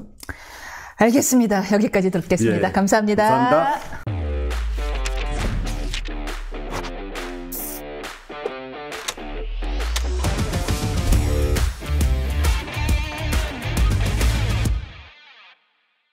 아우, 기다려주신 여러분 감사합니다. 배추도사님이 워낙 팬이 많으셔갖고요. 그래도 많은 분들이 계속 기다려주셨습니다. 네, 고맙습니다. 감사합니다. 아니, 이 말씀은 꼭 좀 드려야 될 것 같아요. 근데 배추가 약간 홀쭉해져서 왔어요. 아니, 왜 그러냐. 얼갈이가 돼서 왔어요. 얼갈이가요? 네네. 얼갈이가 뭔가요? 있습니다. 유한. 네네. 배추, 예, 그렇군요. 예. 얼갈이. 성형이란 말씀이죠. 자연 성형. 예. 아니, 근데 예. 지금 한강 버스도 그렇고, 왜냐하면 오늘도 막히는 게 제가 뭐 이게 뭐 투정이 아니라 그냥 이런 도로의 시스템도 좀 정비만 하면 훨씬 더 원활할 수 있을 것 같다는 생각이 들어요. 그러니까 불가능한 곳이 있고 가능한 곳이 있고. 근데 지금도 보면은 노들길이거든요. 이게 월드컵 대결에서 합류할 때 거기서 막 20분, 30분을 기다려요. 그러니까 그게 이제 왜냐하면은 들어가는 이런 게 교통정리가 안 되는 거예요. 아시잖아요. 그죠? 우회전해서 빠지는 길하고 이게 서로 겹쳐지는 거예요. 뭔지 알죠? 그러다 보면 그런 것들 좀 불편을 좀 해소하면 좋지 않을까. 제가 이제 제가 불편함을 겪었다고 해서 그렇게 말씀을 드리는 겁니다. 아니, 예. 아니, 근데 대통령감이세요? 이재명 대통령이 이제 첫 의원이 돼서 위원회관에 출석을 하시는데 지각을 많이 하셨어요. 그런데 이제 그때 첫 일선이 그거였습니다. 수도권의 도로 교통 시스템을 정비할 필요가 있어 보입니다. 네. 대통령감이세요. 알겠습니다. 정보자원관리원하고 또 연관된 거예요. 그러니까 이게 뭔가 직접 해보고 이렇게 겪어보면 불편함을 알거든요. 근데 안 고쳐요. 지금도 보면 서울의 도심 교통이 뭐 문제가 많은 데가 비일비재한데 그런 데를 직접 겪으면은 바로바로 고치면 그런 걸 이제 국민들은 좋아하거든요. 그렇죠. 야, 역시 좋아. 최고야. 그런 것들을 좀 만들어내라 이 말씀을 당부를 드리는 거죠. 네, 본격적인 토크 시작해 보겠습니다. 여당 지지율이요 2주 연속 30%대로 내려앉았습니다. 오늘자죠. 그리고 리얼미터 에너지 경제 신문 의뢰로 조사한 결과에 따르면은 이 대통령의 긍정 평가도 전주 대비 1%포인트 하락한 52%를 기록했습니다. 특히 정청래 대표 지지율도 데드크로스 현상이 일어났는데 총체적으로 여권 내에 난기류가 형성되는 분위기입니다. 국민의힘 또한 장애 집회를 통해서 여론전에 나서고 있지만 국민의힘에 대한 민심의 여론은 돌아올 길이 보이질 않고요. 네. 정치대학 3교시 이 난류 상황 어떻게 해결해야 될지 배종찬 소장님과 관련한 이야기 나눠보도록 하겠습니다. 네. 먼저 여당과 대통령의 지지율이 동반 하락했습니다. 일단 대통령은 1% 정도밖에 안 빠지긴 했지만 하락세라는 게 중요한 부분 같고요. 그렇죠. 예. 지금 사실은 이게 조사된 시점이 지난주 대통령의 유엔 총회 외교일 때예요. 근데 그런 순방을 갔다 오면 보통 지지율이 적어도 3에서 한 5%까지 올라간단 말이에요. 그러네요. 순방 다녀오면 순방이 있잖아요. 그렇죠. 네. 그래서 우리가 왜 순방 가면은 순빵한다 그래요. 예, 순방 보장 효과가 있어요. 지지율 올라간다고 이야기한단 말이에요. 네. 근데 지금은 빵 터진 게 아니라 빵 가라앉아 버렸잖아요. 물론 1%니까 오차범위긴 합니다. 물론 1%인데 네. 이 점을 제가 이야기하려는 건 3주 연속 하락이에요.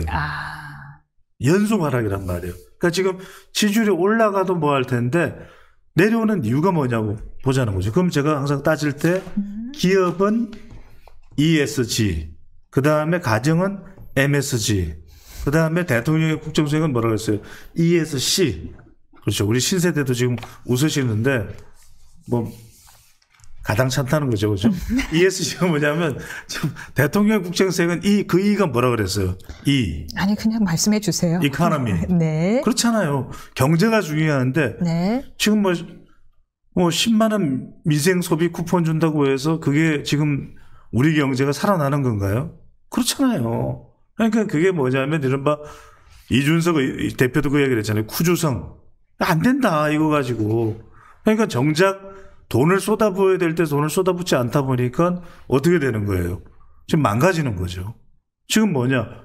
아니 이번에 국가정보자원관리원의 그 배터리도 내구 연한이 지났다는 거예요. 거기에 돈 쓰지. 그러니까 내 말이 그 얘기하는 거예요. 이 10만 원 줄 돈 같았으면 그거 다 교체하고 그것만 해도 얼마나 안정적이에요. 그러니까 이런 것들이 쌓이는 거죠. 첫 번째 경제, 그 다음에 시큐리티인데 미국을 갔는데 트럼프 대통령하고는 말 한마디도 못하고 스콧 베센트랑 이야기를 했는데 스콧 베센트는 지금 이 트럼프 행정부에서 별다른 영향력을 줄 수 있는 사람이 아니에요. 재무장관이랑 얘기해봤자 뭐 사실은. 그러니까요. 네, 오히려 사무장관이랑 해야죠. 러턴이 더 목소리를 내잖아요. 아니 정작 국토안보부 장관하고는 만나지도 못해서 국토안보부 장관을 만나야죠. 그러면 비자 문제 어떻게 할 겁니까? 우리 국민들을 그렇게 조지아주에서 체포할 일입니까? 그건 아예 되지도 않아요. 그러니까 이게 S, 시큐리티가 무너지는 거죠. 가장 중요한 건 C입니다. 그러니까 지지율이 1% 내려왔냐가 중요한 것이 아니라 C. 지금 임기가 지금 시작한 지 만 4개월도 아직 안 됐죠? 그렇잖아요. 4개월도 안 됐는데 대통령의 지지율이 52%라는 거는 득표율이 얼마예요? 49.42%잖아요. 그런데 별 차이가 없어요. 그러니까 대통령은 전혀 외연을 넓히지 못했다. C는 커뮤니케이션의 문제예요. 외연을 넓히지 못했다. 외연이 넓혀지지 않았잖아요. 중도 보수라고 이야기했는데 예. 중도 보수가 아니라 지금 오히려 52%에 갇혀 있잖아요. 이 이야기는 뭐냐면 대통령은 여전히 진영에 갇혀 있는데 이 진영도 용산 대통령 진영에만 갇혀 있는 거지 지금 통제불능이에요. 왜? 충청도 대통령, 여의도 대통령은 통제불능이잖아요. 그게 커뮤니케이션에 작동되기 때문에 지금 지지율이 3주 연속 하락. 지금 리얼미터에서도 얘기한 바에 따르면은 트럼프 대통령의 강도 높은 관세 압박, 선불 발언 등 한미 관세 협상 난항에 대한 시장 불안, 그리고 부정적 경제 외교 이슈가 연이어 보도되면서 지지율이 떨어지는 양상을 보였다고 분석했는데. 아니, 그러니까 이거는 어려운 설명. 제가 말씀드렸던 네. 대로 중요한 건 ESC예요. ESC. ESC가 동반 하락을 했다. 왜 이걸 말씀드리냐면 지금 갤럽 조사는 55%예요. 60이 된 지지율이 50%. 그러니까 갤럽 같은 경우에는 아시다시피 전화 면접이기 때문에 하락폭이 그동안 크지 않았단 말이에요. 그러니까 5%의 하락이면 요즘 같은 경우에는 어느 정도로 생각하냐면 비명소리가 들려. 아! 근데 비명소리가 한 번 덜 들려. 왜? 이게 과연 회복이 될까? 왜 그러냐면 지금 조희대 대법원장 이 건이 계속 살아있잖아요. 내일 뭡니까? 지금 청문회요. 추 위원장 통제불능, 대통령이 보기에 지금 정 대표 통제불능, 김어준 통제불능, 다 통제불능이에요. 지금 힘이 제일 셀 텐데 왜 통제를 안 하시죠? 통제할 힘이 없는 거예요. 진짜 대통령이 가장 힘이 센 사람. 아니 여러분들 이게 지금 뭐가 중요하냐면 지금 대통령이 적어도 우상호 정무수석을 통해서 논의했거나 논의할 계획이 없다 그러면은 잠잠해져야 되잖아요. 통제 가능하지 않다니까.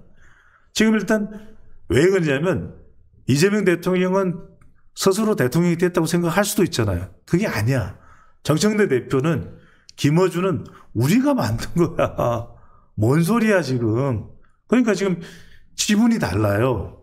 그러니까 우리가 생각할 때는 용산이 뭐 70% 되는 줄 알죠, 지분이. 그게 아니야. 용산 20%야. 여의도가 지금 30%, 50%는 누구예요? 충정로.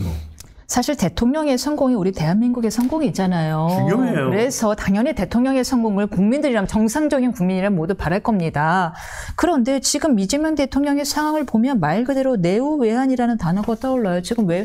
사실 이재명 대통령의 지지율이 떨어진 건 이재명 대통령만의 잘못은 아닐 수 있잖아요. 관세 문제는 미국이 뭐 이렇게까지 예측 불가능한 관세를 요구하는데 어떡하겠습니까? 그러면은 안쪽에서라도 도와줘야 되는데 민주당 지지율도 떨어지고 있는데 그 이유가 지금 말씀하신 것처럼 조희대 대법원장 청문회 추진, 탄핵 시사, 검찰청 폐지, 정보조직법 개편 등이 비판적 여론이 복합적으로 작용하면서 하락세를 보이고 있다는 거예요. 정말 매우 외환이네요. 하나만 이야기를 할게요. 지금 정청래 대표가 뭐라고 그랬습니까? 조희대 대법원장 대해서 이러지 말라, 저러지 말라 운운하니까 대법원장이 뭐라고, 조희대가 뭐라고 그랬잖아요. 근데 지금 뭡니까? 대통령실의 총무비서관인 김현지를 불러낸다 그러니까 불러내면 안 된다. 제가 말씀드려볼게요. 김현지가 뭐라고? 조희대 대법원장하고 김현지가 동급인가요? 아니 조희대 대법원장에 대해서는 뭐라고, 지가 뭐라고, 곧 사퇴될 텐데, 사퇴해야 될 텐데 곧 탄핵당할 텐데 근데 김현지에 대해서는 총력으로 사수를 하잖아요. 자, 그러면 한번 제가 말을 던져봐요. 김현지가 뭐라고? 김현지 조이드 대법원장이 같아요. 이쪽 주장은 이거잖아요. 총무비서관 살림살이 물으라는 거 아니잖아. 너네 정쟁 대상으로 삼으려는 거잖아. 살림살이 비서실장이 다 답할 수 있어. 그 이야기는 답을 하고 싶지가 않아요. 답을 할 가치가 없는 거였다라는 말씀이시고요. 알겠습니다. 지금 어떻게 저희가 3번 질문까지는 다 간 거 보고요. 4번까지 다 했죠. 예, 4번까지 다 했고요. 국민의힘은 뭐든 해야 된다는 기조로 장애 집회를 열고 정권 규탄에 나서고 있고요. 국회에서는 필리버스터를 이어가고 있는데 거의 뭐 최장 70일간의 필리버스터를 예고한 상황입니다. 국민의힘도 고민이 깊어 보입니다만은 이거 뭐 어떻게 봐야 될까요? 그러니까 예. 필리버스터는 필리버스터가 아니라 필리 조선소가 중요한 거예요. 그렇죠. 지금 제가 무슨 말씀을 드리냐면은 네. 첫 번째는 지금 이건 이제 불가피한 선택일 거예요. 국민의힘으로서는 힘이 없으니까. 근데 두 번째는 뭐냐면 뭐 장애 투쟁이든 할 수 있겠죠. 근데 그런 거에 대해서 끄떡 안 하고 그냥 숫자로 밀어붙여요. 그러니까 중요한 것은 제가 늘 말씀드렸잖아요. 악마든 천사든 디테일에 있다. 악마든 천사든 중요한 것은 디테일이다. 말씀드렸잖아요. 그건 뭐냐? 매우 정교해야 돼요. 이 싸움은. 어떨 때는 막 나가자 하는 것도 있지만 정말 정교하게 따져 물을 때 그리고 지지율을 끌어올리려면 반사의 이익만 가지고는 안 된다 그랬잖아요. 실력이에요. 그 실력은 뭐냐? 여의도 연구원을 빨리 복원시켜야 돼요. 그래서 정책이 쏟아져 나와야 됩니다. 지금 마구잡이로 청구서로 밀어붙이는 것보다는 훨씬 나은 대안이 나올 수 있거든요. 그럼 그 싸움을 하면은 국민들도 설득이 돼요. 대표적인 거 그거예요. 노란봉투법 다 싫어해. 그렇잖아요. 미국도 싫어하고 외국 기업들도 싫어하는데 지금 민주노총과 이재명 대통령 지지층들은 좋아하겠죠. 그 청구서가 나간 거야. 금융위원회가 유지되는 것도 금융노조의 청구서가 나가겠죠. 그렇지만 이 부분에 대해서 정말 딱 떨어지는 그 핵심을 찌르는 걸 메시지를 내야 돼요. 그러니까 초선 의원, 재선 의원 또는 송원석 원내대표나 장동혁 대표가 나와서 얼마든지 이야기를 하는 것도 효과가 없다고 할 수는 없겠죠. 가령 지금 서울 장애 투쟁에서도 할 수 있는 이야기가 뭡니까? 그 이야기밖에 없잖아요. 이재명 정권을 끌어내리겠습니다. 그거잖아요. 장동혁 대표. 목 조심하세요. 제가 이 상황에서 성대 결절입니다. 그러니까 송원석 원내대표도 별다른 내용이 없잖아요.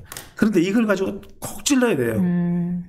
관세 협상에 대해서도 지금 관세 협상 못하지라고 이야기한 게 지금 안 됐잖아 하고 질책을 하고 비판을 하는 게 송원석 원내대표잖아요. 그죠? 그럴 수도 있겠죠. 하지만 대안을 딱 내놓는 거죠. 어떤 것이 우리의 대안이다는 국민들이 고개를 끄덕여요. 그래 저렇게 좋은 대안이 있는데 이 정권은 왜 안 할까? 이 정권이 청구서 정치가 있고 배후 정치가 있고 삼통 분립이 있고 그게 영향을 미치는 그 순간 국민들의 여론은 확 꺾여요. 그러니까 그걸 해야 된다는 거지 내 말은. 그러니까 국민들이 지금 마음들 곳이 없고 특히 중도 쪽에 있는 사람은 참 무기력하고 외로운 느낌인데요. 말씀하신 그 대안, 그런데 한편으로는 그래요. 왜 야당이 대안을 제시해야 되느냐. 문제를 일으키는 건 여당인데 무리하게 끌고 가는 건 여당인데 왜 야당이 대안까지 제시해야 되느냐. 반대하기도 벅찬데 지금. 그게 예전에 네. 민주당이 이야기했던 거예요. 민주당이 집권 여당에서 반대하지 말고 그래라 그러면은 아이고 대안을 제시하는 것도 여당이 해야죠 이랬단 말이에요. 그게 전략인 거예요. 그렇게 해서 싹 구석으로 몰아간단 말이에요. 근데 제가 말씀드리는 건 뭐냐면 심대한 대안을 내는 건 어렵지. 하지만 물의 흐름을 바꿀 수 있는 대안은 낼 수가 있잖아. 그렇잖아요. 그걸 하라는 거예요. 그거는 왜냐하면 그러니까 이게 장애투쟁도 해야 되고 필리버스터도 해야 되니까 이걸 빨리 여의도 연구원을 복원시키라는 거예요. 그래서 그 정책 아이디어가 뿜뿜뿜하고 쏟아져 나오게끔 해야 된다는 거지. 지금 국민의힘이 지금 타이밍이 나쁘지가 않아요. 너무 사람들의 이게 지금 여론이 상당히 심상치가 않고 오죽하면은 성완용 대기자조차 한겨레 신문에 더불어민주당의 야당 체질을 벗을 때가 됐다라고 해서 한겨레 신문에 성완용 기자가 이런 제목으로 사설을 썼겠습니까? 이렇게 강경 기조로 가면 안 된다. 야당 체질을 벗어라. 이 상황을 국민의힘이 그냥 자칫 그냥 큰 목소리 내고 자기들이 잘해서 지지하는 줄 알고서는 큰 목소리만 내다 끝내면 안 될 것 같아요. 아, 그러니까요. 그래서 제가 완급 조절이 있다. 그러니까 우리도 그렇잖아요. 항상 이 펀치도 강펀치가 있고 약펀치가 있고 강약 강강 이게 가야 된단 말이에요. 그러니까 그런 점에서 제가 성한용 같은 사람도 양심이 있는 사람이에요. 그러니까 한겨레에서도 그런 칼럼이 나오는 거죠. 보기에는. 그러니까 묻지도 따지지도 말고 그냥 무조건 밀어붙이는 이건 아니라는 걸 아는 거야. 그러니까 이게 무서운 게 뭐가 무서운 줄 아세요? 그냥 힘으로만 밀어붙이는 사람을 이길 수 있는 것은 그 사람의 약점을 연구해서 노려서 한 방 치는 사람을 못 당해요. 그게 누구냐? 배추잖아요. 그래서 제가 이야기를 하잖아요. 자, 완급 조절을 해라. 그러니까 뭐 장애투쟁 필리버스터 할 수 있지만 정말 국민들이 깜짝 놀랄 만한 메시지. 그렇잖아요. 그걸 툭툭툭 던져버려요. 그러면 중도고 국민들이 이건 아니잖아. 이건 아니야. 하는 인식이 돌아온다니까요. 그게 무서운 거예요. 그 힘이 무섭고 국민 주권 정부를 계속 이야기하잖아요. 그럼 그 국민에는 더불어민주당 지지층만 있나요? 아니잖아. 모든 국민이잖아요. 그 사람들을 설득을 해버리면 이게 완전히 그냥 화들짝 그냥 놀래버릴 수밖에 없는. 이재명 당대표 시절에는 그래도 민주당이 움직이는 걸 보면 전략이라는 게 있어 보였거든요. 한 목소리로 움직이는. 지금은 좀 전략이 사라지고 제멋대로 움직이는 것 같습니다. 그냥 그럴 수밖에 없죠. 각자 도생. 왜 그러냐면 청구서가 여러 군데 나오니까 이게 통제불능. 제가 아까 통제불능 이야기했잖아요. 통불. 그 다음에 뭐냐. 여의도 통불. 그 다음에 충정도 통불. 통불이에요. 그러니까 전엔 정권 탈환이라는 공동의 목적이 있었으나 이제 그걸 이룩하고 나니 이제는 각자 청구서 내밀기도 바쁜 것 같아요. 그러니까요. 근데 이런 게 윤석열 정권도 이 정도는 아니었어요. 윤석열 정권보다도 더 빨리 온 거예요. 그러니까 지금 임기가 4개월도 안 됐어요. 레임덕이라고 보세요? 아니, 레임덕이라니. 훅 들어오지 마시고요. 그러니까 그걸 떠나서 임기 4개월인데 안정이 안 되잖아요. 지금 긍정평가가 지지율이라는 것이 고공행전으로 안정권에 접어들어야 되는데 여당만 해도 그렇지가 못한 상태고 그 점이 지금으로서는 그러니까 피로감이 빨리 오는 거죠. 그러니까 지금 내란 종식으로 피로감이 오기 전에 벌써 피로감이 와버린 거예요. 그러니까 우리가 왜 문재인 정권 때 적폐청산 기억나잖아요. 그건 한 1년은 갔단 말이에요. 1년 갔죠. 근데 지금은 1년도 못 가는 상황이 될 가능성이 매우 높다는 거예요. 피로감이 너무 빨리 피곤해져. 국민들이 보면 아니 지금 내란 종식으로 이건 몰아붙이기에 날밤을 새다가 조이대 죽이기에 날밤을 새다가 지금 뭐 국가정보자원관리원인가요? 그게 지금 일상생활이 마비가 됐어요. 우리 일상은 언제 좋아지는 그런데 거예요? 뭐라고 이야기합니까? 2년 전에 윤 정권 때 그거 해결했어야 되는 거 아니야? 그때 문 정권 이야기한다고 얼마나 난리였습니까? 그런데 지금 그 이야기 똑같이 하고 있잖아요. 참 답답한데요. 근데 이제 외교에는 여야가 없는 법이니까요. 이 관세 문제가 좀 해결이 됐으면 하는 바람인데 3,500억 달러 직접 투자 요구하고 지금 여전히 25% 관세가 유지되고 있고 그래서 지금 미국에서는 제네시스가 BMW보다 비싸게 팔리게 생겼고 이거 어떻게 트럼프를 설득할 대안이 뭐가 있을까요? 자, 우리 보세요. 협상은 뭐냐면 일단 신뢰예요. 그다음에 두 번째는 중재예요. 그다음에 세 번째는 협상은 그럴 경우에 타결이 되는 겁니다. 죄송합니다. 괜찮아요. 코너는 아니잖아요. 근데 뭐냐면 이게 일단 상호 간에 신뢰가 지금 없어요. 신뢰가 없죠. 왜냐하면 심지어 우리 싫어하는 것 같아. 결정적인 장면을 보면 스콧 베센트를 뉴욕에 가서 이재명 대통령이 만났잖아요. 그래서 3,500억 달러에 대해서 우리는 일본과 다르다라고 정말 간절하게 설명을 한 겁니다. 근데 그때 제가 그 사진을 봤어요. 스콧 베센트. 스콧 베센트는 딴 생각하고 있어요. 귀뚱으로 듣고 있어요? 그런 거 분석 안 해요. 여러분들 그거 잘 아시겠지만 최고의 정보기관은 사람의 표정이나 이 말을 가지고 분석을 하는 거예요. 데이터로 분석하는 것은 정말 그 수많은 데이터 분석의 한 부분이 한 조각이에요. 이걸 잘해야 돼요. 표정을 딱 보면 내가 딱 분석하잖아요. 저는 표정을 보면서 서영교냐 김병기냐 원내대표가 김병기다. 표정을 보고서 정청래냐 박찬대냐 이미 김어준의 지원을 받아서 기쁨이 만개한 정청래가 된다. 표정으로 제가 이미 확인을 했죠. 네. 이번에도 보면 스콧 베센트는 그 자리에 있고 싶은 마음이 없어요. 이거는 내가 억지 분석을 하는 게 아닙니다. 여러분들 이게 무서운 분석이에요. 표정 관리를 잘해야 여러분들 집안에서 부부싸움도 안 나요. 대부분 이 표정 분석을 못하다 보니까 남편들이 다 화를 불러와. 와이프가 지금 화나고 지쳤는지도 몰라. 그러면서 아이고 오늘 좀 빙수가 먹고 싶네. 빙수파도를 얻어맞을 거예요. 조심해야 돼. 눈치는 서로 봐야죠. 이 눈치를 딱 봐야 돼요. 이 눈치가 코치가 되고 코치가 눈치가 되고 눈치가 밤탱이 되는 건데 이게 뭐냐면 딱 봤을 때 스콧 베센트는 자기가 할 수 있는 게 없어. Why call me? I can't do anything. 뭐 이런 거거든요. 그러면 딱 그 다음날 트럼프가 뭐라고 스콧 베센트가 전달을 했겠죠. 그래도. 네. 그러니까 트럼프는 지금 스콧 베센트가 마음이 없어요. 치아라.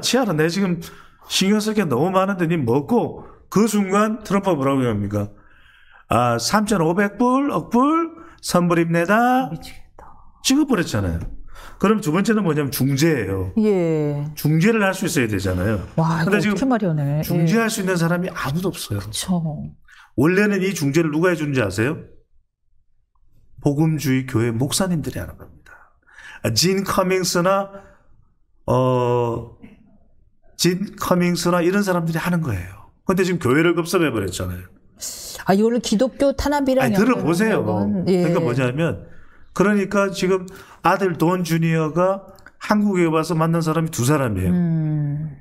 패스트 리 이영훈 목사, 그 다음에 CEO 정용진을 만났죠.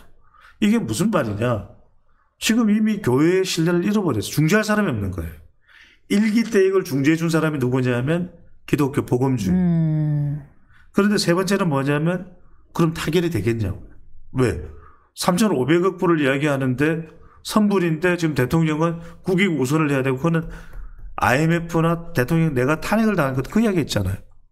잠깐 죄송합니다. 말씀 끊어서 죄송한데 기독교 탄압이라고 탄압 때문에 벌어진 일이다라고 주장하는 사람들이 있지만 거기까지는 아니더라도 좀 중재할 사람은 사라져 있는 상태다라는 말씀을 주시는 건가요? 그러니까요. 지금 다 이야기했잖아요. 그런데 문제는 뭐냐면 APEC이란 말이에요. 지금 APEC이 중요한데 모르겠어요. 지금 미국이 왜냐하면 지금 연방 예산 때문에 셧다운 당할 수도 있거든요. 셧다운이 되면 대통령이 외국 순방이 힘들 거예요. 그래요? 지금 셧다운 된다 그러잖아요. 지금 오늘 협의를 하는데 지금 트럼프 대통령은 어떤 식이냐면 이거 민주당 때문에 지금 셧다운 되게 됐다. 연방정부. 주하고는 다른 연방정부는 연방에서 다루는 일들이 있잖아요. 이거 우리 업무 못하겠는데? 트럼프 대통령은 뭐냐면 이거 민주당 때문에 그러면 연방정부가 셧다운 당하면 대통령이 외국으로 못 가요.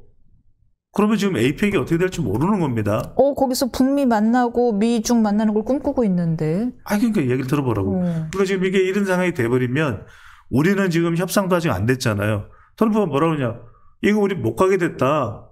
마크 루비오가 가라. 왜냐면 부통령도 옮기기 힘들어요. 이게 되면 차선이 이 JD 밴스였다고요. 근데 JD 밴스마저도 힘들면 마크 루비오예요. 이거 여러분들 제 이야기를 콧등으로 기등으로 들으면 안 돼. 왜냐면 미국 정부가 연방이 셧다운 되면 대통령이 못 움직입니다. 그러면 대통령이 못 오는 APEC, 시진핑은 온다? 그러면 중국과는 더 밀착되고 협상이 될까요? 연말까지 아까 이야기했잖아요.